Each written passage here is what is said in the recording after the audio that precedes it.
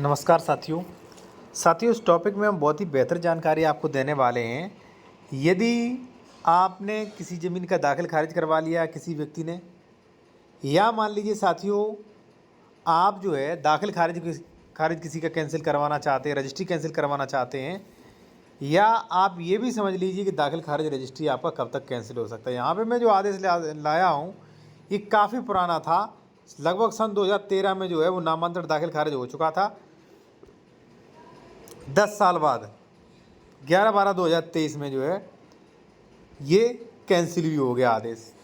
अब देखिए क्या है, कई लोग जब ज़मीन खरीदते हैं तो ज़मीन खरीदने के बाद वो ये सोचने लगते हैं कि भाई मेरा कुछ नहीं होगा, अब तो ज़मीन का दाखिल खारिज हो गया, आप कुछ नहीं होने वाला। लेकिन गलत सोच रहे हो, आपका दाखिल खारिज कैंसिल हो सकता है अगर मान लीजिए आपकी कोई भी कमी है तो, या मान लीजिए किसी के अधिकारों का उल्लंघन हो रहा है, किसी के साथ गलत हुआ तो वो दाखिल खारिज या रजिस्ट्री कैंसिलेशन के लिए केस कर सकता है। चलिए मैं आपको बताऊं कैसे कर सकता है। और देखिए एक चीज़ मैं आपको बता दूं, अगर आप कोई भी बेहतर कानूनी सलाह लेना चाह रहे हैं तो हमारा कॉन्टैक्ट नंबर वीडियो की डिस्क्रिप्शन में आपको मिल जाएगा।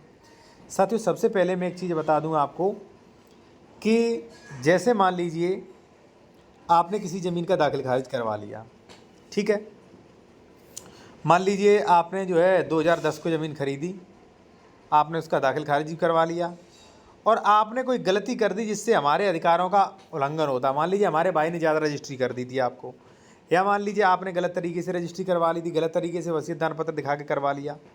तो मैं जो हूँ आज 2024 में वीडियो बना रहा हूँ, 2024 में भी ऐसे जो है कैंसिल कराने के लिए चैलेंज कर सकता हूँ।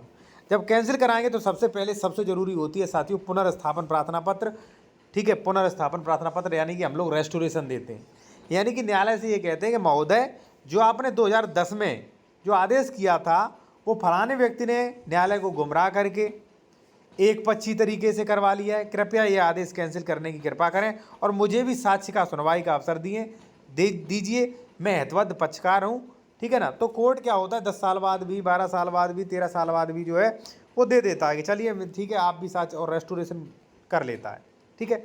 तो इसी प्रकार से हम कुछ इस प्रकार से रेस्टोरेशन एप्लीकेशन देते हैं। अभी मैं आपको पूरा पढ़ा के दिखाऊंगा।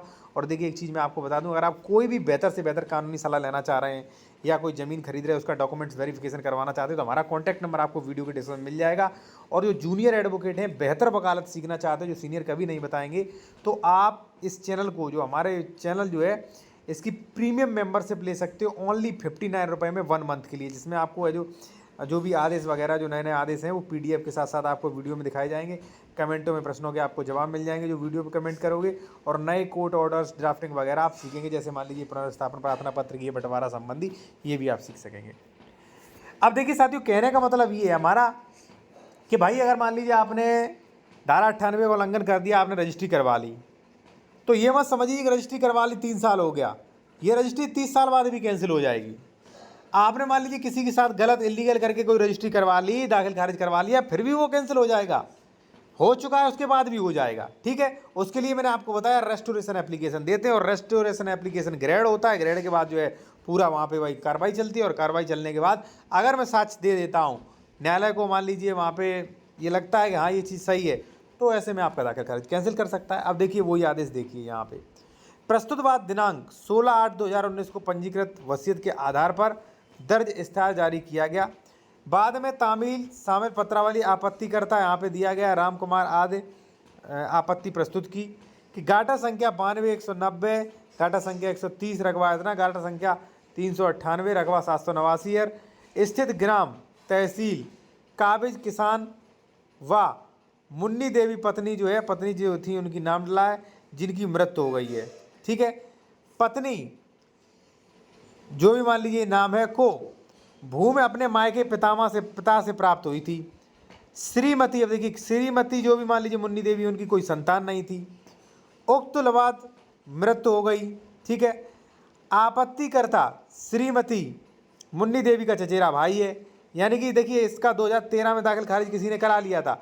अब भाई 2019 में किसी ने भाई बोल लगाया आपत्ति के महोदय ये गलत दाखिल खारिज करवा लिया। अब देखिए कैसे वसीयत जो है वो कैंसिल हो गए, जमीन मिलती है। अब देखिए, ठीक है ना। तो एक श्रीमती मुन्नी देवी भतीजा है। अपील करता कि सेवा से खुश होकर एक वसीयत 1991 को इन्होंने की थी। श्रीमती मुन्नी देवी ने अपने जीवन काल में कोई वसीयत नहीं लिखी। श्रीमती मुन्नी देवी के स्थान पर किसी दूसरी महिला को खड़ा करके और ये जो है वसीयत करवा ली। श्रीमती मुन्नी देवी की कोई सेवा सत्कार देखभाल राम लखन व आराम, मान लीजिए जो भी नाम है, उन्होंने नहीं किया, क्योंकि वह हमेशा से आपत्तिकर्ता के साथ रहती थी, यानी कि जो आपत्ति लगाई है उनके साथ रहती थी। और 31/12/2023 को पूर्णतः जाली जो है, इन्होंने जो है जाली तरीके से जो भी ये किया, जाली तरीके से किया है।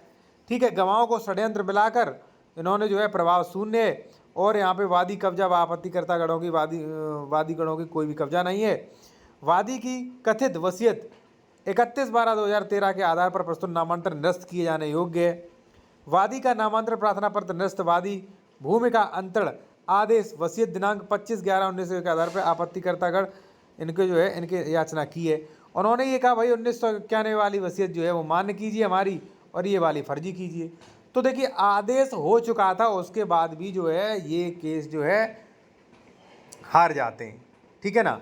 तो भाई कहने का मतलब ये है कि आप ये मत समझिए कि भाई मान लीजिए आज आपने कोई ज़मीन खरीद ली, उसका म्यूटेशन करवा लिया तो वो कभी कैंसिल नहीं होगा। अगर सेकंड पार्टी को अगर मान लीजिए लगता है ज़्यादा रजिस्ट्री हुई, रजिस्ट्री इलीगल हुई है, या मान लीजिए प्रतिफल नहीं दिया गया है, या दाखिल खारिज गलत हुआ है, या आपके भाई ने मान लीजिए पूरी प्रॉपर्टी अपने नाम करवा ली है, या मान लीजिए बहनों को प्रॉपर्टी नहीं मिली है, तो आपके पास बेहतर ऑप्शन है साथियों, धारा 5 लिमिटेशन एक्ट। ठीक है। और कोई भी आप बेहतर कानूनी सलाह लेना चाह रहे हैं तो हमारा कॉन्टैक्ट नंबर आपको वीडियो के डिस्क्रिप्शन में मिल जाएगा साथियों। धन्यवाद।